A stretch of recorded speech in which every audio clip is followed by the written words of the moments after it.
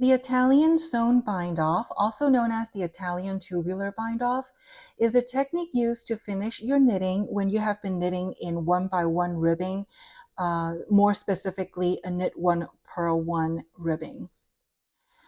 To begin, we cut the working yarn to about 4 times the length of the area that needs to be bounded off. You may be able to get away with 3, but just to be on the safe side, I usually leave about 4 times the length. Thread it through a tapestry needle, and we're going to do a 2-step setup. The first step of the setup is to insert the tapestry needle into the first stitch on the knitting needle purlwise. And from this point on, I'll refer to this motion as purl. And then the second step is a 2-part. We want to take the tapestry needle to the back of the work and insert it in between the first and second stitch. We're not, it's just this space here. I'm going to yank it down a little bit so you can see the white gap here.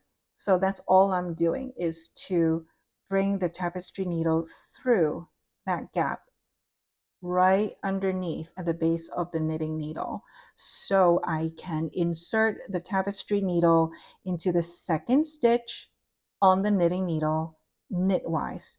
And from this point on, I'll refer to this as knit. So that is the setup. We will now begin the 4-step repeat of the tubular bind off.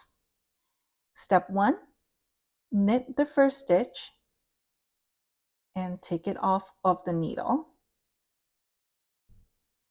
Second step is to purl the second stitch on your knitting needle, and obviously leave that there because the first stitch is kind of in the way here.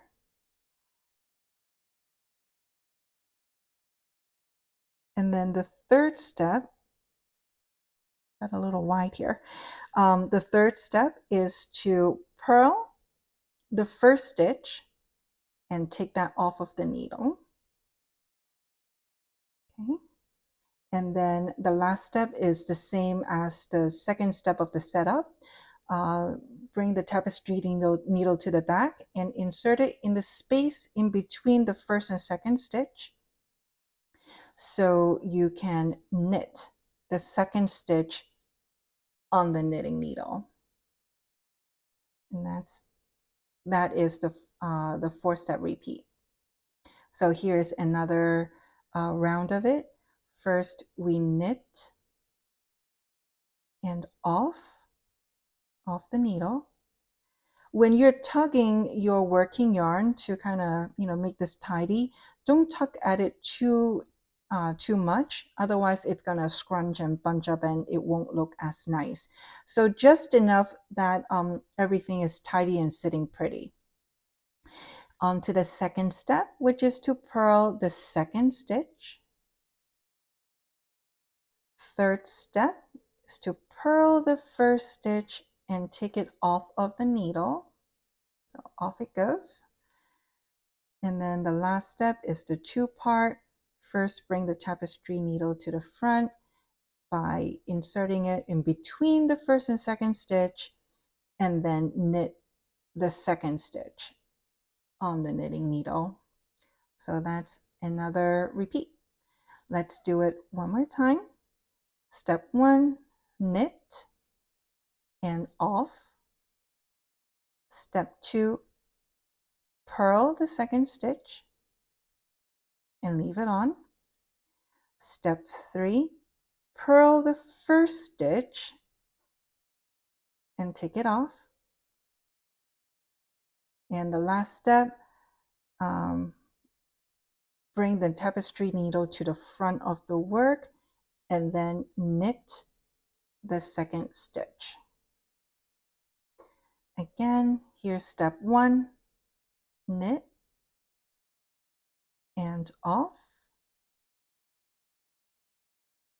Step 2, purl the second stitch. Step 3, purl the third stitch and take it off. Hit the camera there.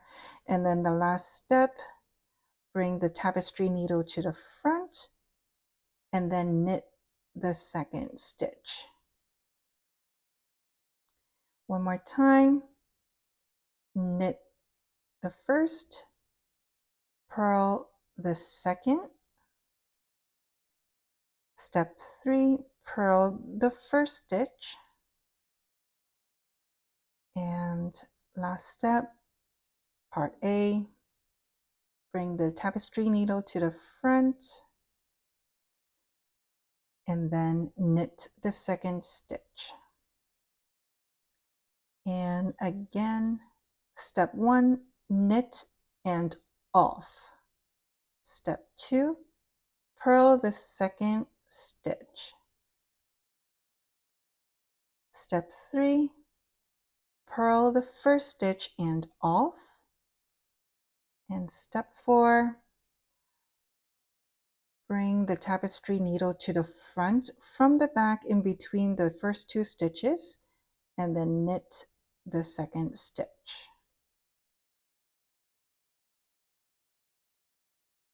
So continue doing that until you are finished with your bind off, and then I'll meet you back here for the very last step. So here I am at the end here. I just did step 1 and step 2. So I did a knit and off and then purl into the second stitch on the needle. So now it's the third step, which is to purl the first stitch on the knitting needle and take that stitch off. And then since this is the last stitch, I don't need to insert it anywhere. Simply knit or insert the tapestry needle knitwise into that last stitch, and there we go, and that's it. So you can see how the edge looks very tidy, very neat, and it also gives a lot more elasticity. You can see how I can stretch this. This is ideal bind off for the cuff of a sock project, for example. So if you're working on a toe up sock project and the last thing you have to do is to bind off the cuff, you don't want to use the traditional bind off. You want to use this because, as you can see, you can really stretch this out. So it will be easier for you to take your sock on and off of your foot.